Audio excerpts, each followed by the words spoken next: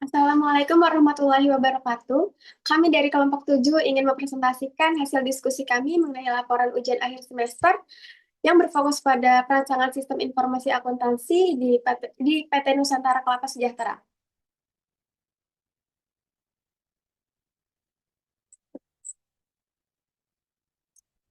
Latar belakang.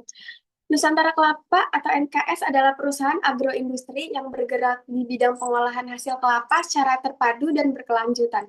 Didirikan dengan semangat pemberdayaan petani lokal dan pemanfaatan potensi alam Indonesia. NKS memproduksi berbagai produk turunan kelapa seperti minyak kelapa murni atau fish oil, santan, tepung kelapa, dan gula kelapa. Dengan mengedepankan standar kualitas tinggi dan praktik produksi ramah lingkungan, NKS tidak hanya memenuhi kebutuhan pasar lokal, tetapi juga menjangkau pasar ekspor. Kami berkomitmen untuk memberikan nilai tambah bagi masyarakat, lingkungan, dan pelanggan melalui inovasi, keberlanjutan, dan kemitraan jangka panjang. Peran anggota dalam pembuatan modul yang pertama ada modul penjualan.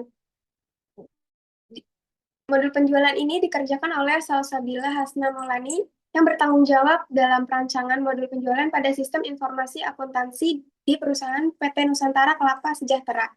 Adapun tugas dan kontribusi yang dilakukan oleh Salsabila dalam proyek ini meliputi pembuatan CDM, penentuan relasi dan kardinalitas antar entitas, pembuatan PDM, dan implementasi dan generate ke database MySQL. Yang kedua ada modul pembelian yang dikerjakan oleh Almira Jihan Kalistia. Di sini dia bertanggung jawab dalam merancang modul pembelian pada sistem informasi akuntansi perusahaan PT Nusantara Kelapa Sejahtera. Adapun tugas dan kontribusi yang dilakukan oleh Almira dalam proyek ini meliputi pembuatan CDM, penentuan relasi, dan kardinalitas antar entitas, pembuatan PDM, dan implementasi generate ke database MySQL.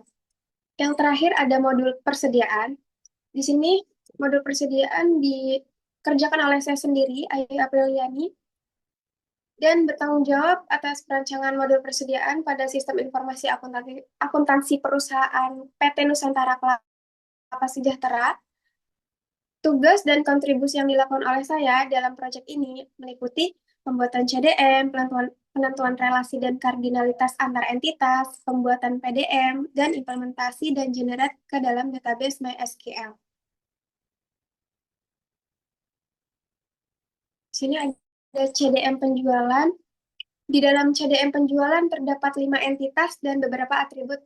Di antaranya, yang pertama ada entitas pelanggan. Atributnya ada ID pelanggan sebagai primary key, nama pelanggan, alamat, nomor telepon, dan email. Untuk entitas produk, atributnya ada ID produk, nama produk, harga jual, dan stok tersedia. Yang ketiga, ada entitas transaksi penjualan, atributnya ada ID penjualan, tanggal transaksi, status pembayaran. Yang keempat, ada entitas detail transaksi penjualan. Atributnya ada ID detail, kuantitas, harga satuan, dan subtotal. Yang terakhir, ada entitas pembayaran. Atributnya ada ID pembayaran, tanggal pembayaran, jumlah bayar, dan metode pembayaran.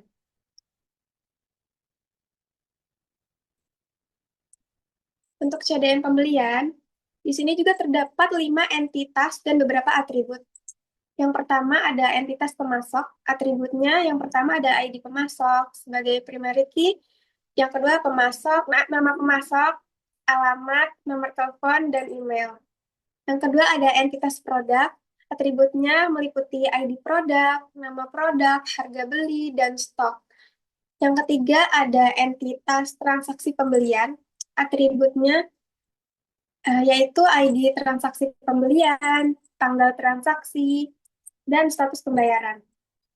Yang keempat, ada entitas detail transaksi pembelian.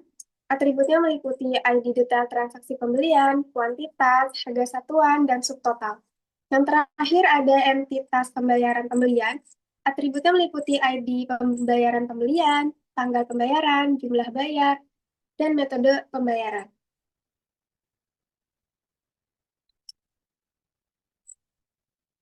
Untuk CDM inventory, di dalam CDM inventory ini terdapat 3 entitas dan beberapa atribut. Di antaranya, yang pertama ada entitas produk. Atributnya meliputi ID produk, nama produk, stok tersedia, harga beli, dan harga jual. Yang kedua, terdapat entitas mutasi stok. Atributnya meliputi ID mutasi, tanggal mutasi, dan tipe mutasi. Yang terakhir, ada entitas detail mutasi stok. Atributnya meliputi ID detail mutasi, dan kuantitas. Relasi antar entitas modul penjualan, pelanggan ke transaksi penjualan, relasinya melakukan pemesanan. Kardinalitasnya, satu pelanggan dapat melakukan banyak transaksi penjualan. Setiap transaksi penjualan hanya dilakukan oleh satu pelanggan. Jenis relasinya one to many, artinya setiap pelanggan dapat melakukan lebih dari satu transaksi, tetapi satu transaksi hanya terkait dengan satu pelanggan. Yang kedua, transaksi penjualan ke detail transaksi penjualan. Relasinya mencakup kardinalitasnya, satu transaksi penjualan dapat memiliki banyak detail transaksi penjualan. Satu detail transaksi penjualan hanya terkait dengan satu transaksi penjualan. Jenis relasinya one to many, artinya setiap transaksi terdiri dari beberapa item produk, detail, misalnya satu transaksi mencakup 3 produk. Yang ketiga, produk ke detail transaksi penjualan. Relasinya terdapat dalam kardinalitas, satu produk dapat muncul di banyak detail transaksi penjualan, dan satu detail transaksi penjualan hanya terkait dengan satu produk saja. Jenis relasinya one to many, artinya produk bisa dijual berkali-kali, dan setiap detail pembelian hanya mereferensikan satu produk tertentu. Yang keempat, transaksi penjualan ke pembayaran. Relasinya dibayar oleh kardinalitasnya, satu transaksi penjualan dapat memiliki satu atau lebih pembayaran, dan satu pembayaran hanya terkait dengan satu transaksi penjualan. Jenis relasinya one to many, artinya pembayaran bisa dicicil, misalnya DP dan pelunasan, atau langsung lunas tergantung sistem bisnisnya. Selanjutnya ada relasi antar entitas modul pembelian. Yang pertama ada pemasok ke transaksi pembelian. Relasinya yaitu melayani transaksi. Kardinalitasnya, satu pemasok dapat melayani banyak transaksi pembelian dan satu transaksi pembelian hanya dilakukan oleh satu pemasok. Jenis relasinya yaitu one to many. Artinya, pemasok menyediakan barang pada lebih dari satu transaksi pembelian, tetapi setiap transaksi pembelian hanya berasal dari satu pemasok tertentu. Yang kedua yaitu transaksi pembelian ke detail transaksi pembelian.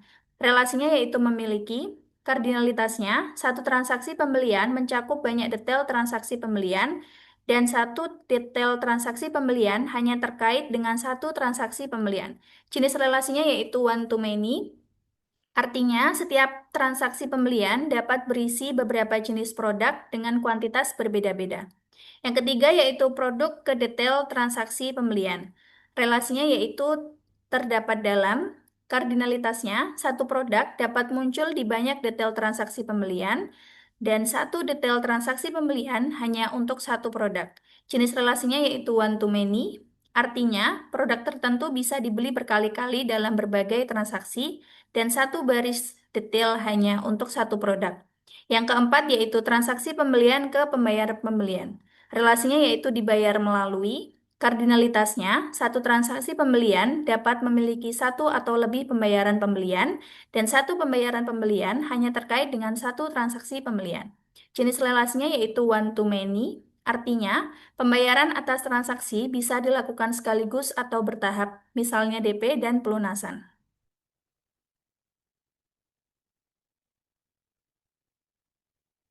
Selanjutnya, relasi antar entitas modul inventory. Yang pertama ada mutasi stok ke detail mutasi stok, relasinya yaitu memiliki. Kardinalitasnya, satu mutasi stok dapat memiliki banyak detail mutasi stok, dan satu detail mutasi stok hanya milik satu mutasi stok. Jenis relasinya yaitu one to many, artinya satu mutasi, misalnya stok masuk karena pembelian, bisa mencakup beberapa produk sekaligus.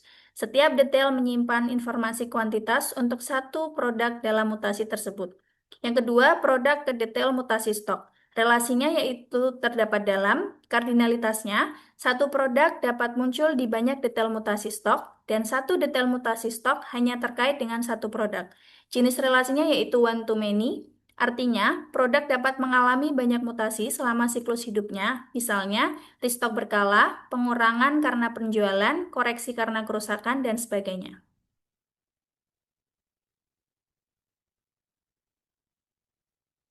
Selanjutnya yaitu PDM. Yang pertama, di sini ada PDM penjualan.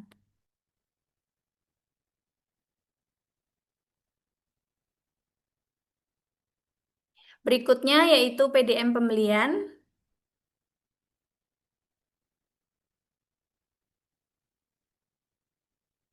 Selanjutnya ada PDM inventory.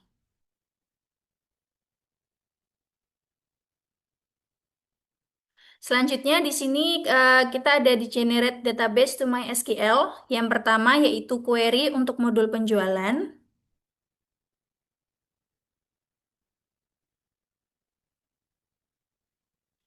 Berikut hasil di MySQL-nya untuk modul penjualan.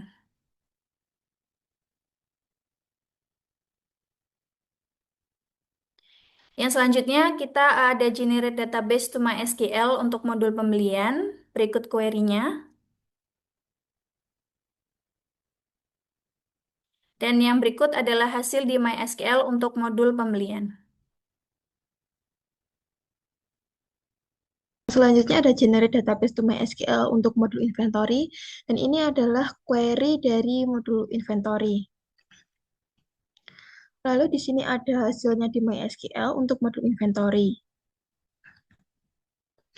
Dan yang ini ada BPMN-nya.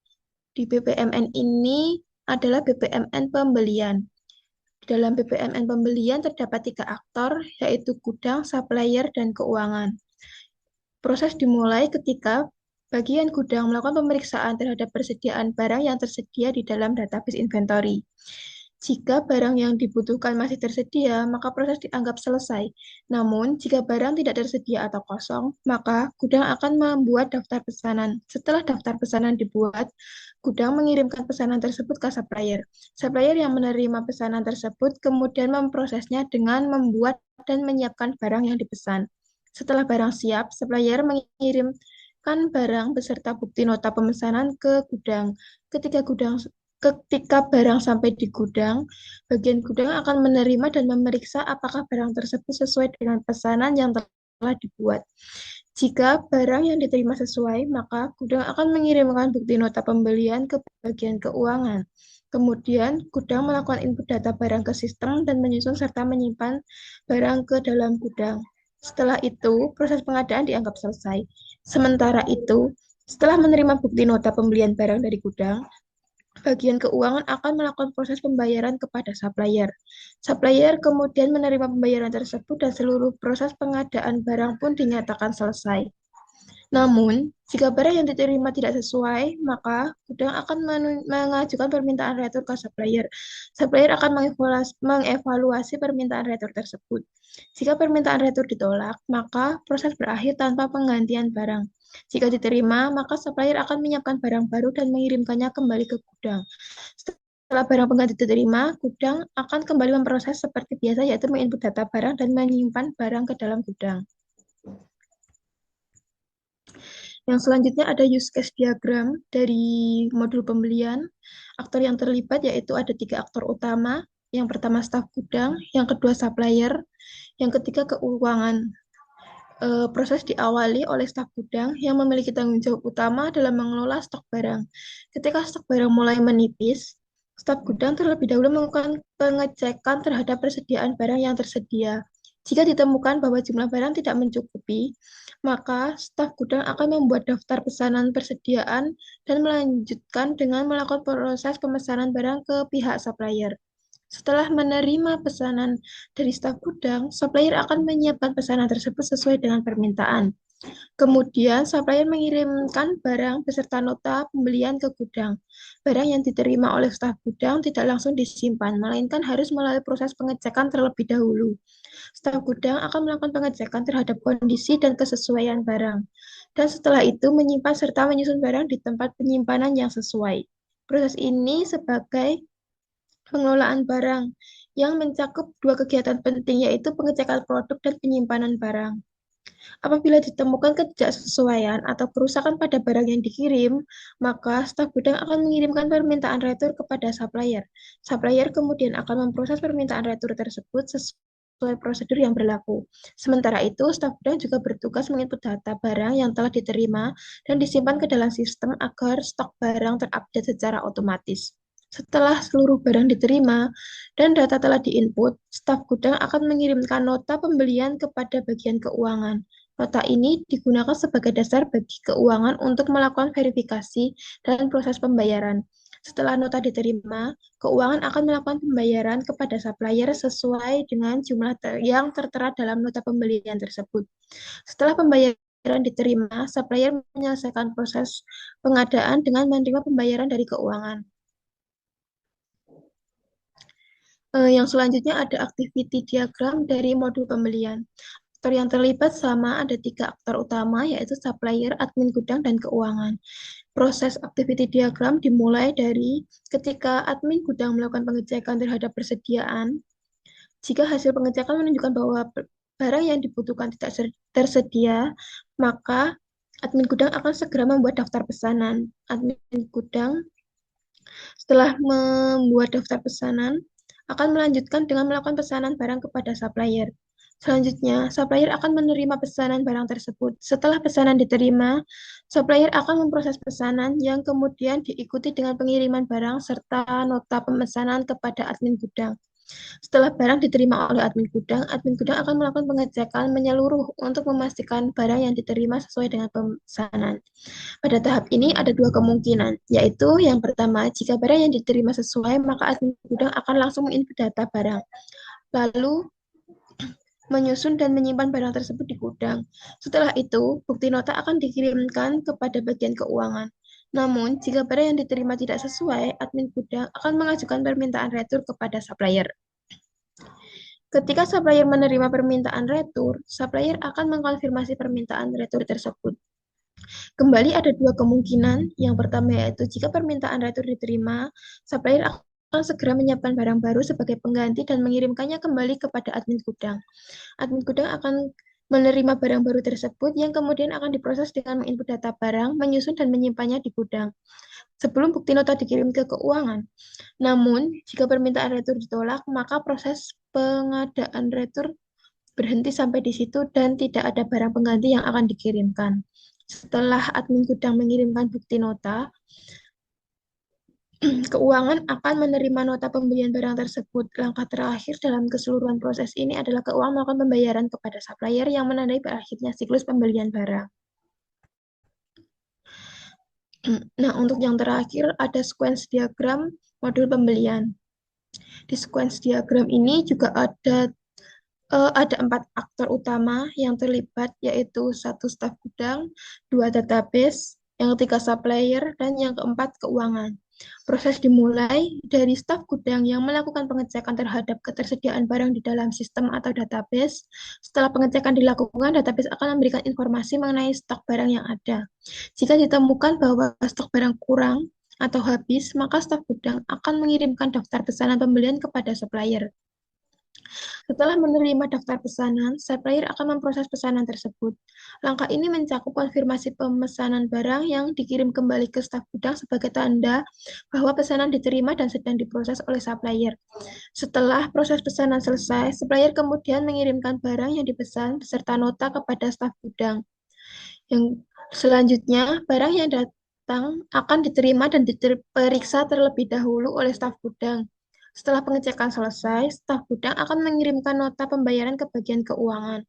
Nota tersebut kemudian dikonfirmasi oleh pihak keuangan untuk memastikan kebenaran dan kelengkapan datanya. Setelah nota dikonfirmasi, bagian keuangan melakukan proses pembayaran kepada supplier. Setelah pembayaran dilakukan, keuangan akan mengirimkan konfirmasi pembayaran kepada supplier sebagai tanda bahwa kewajiban pembayaran telah dipenuhi.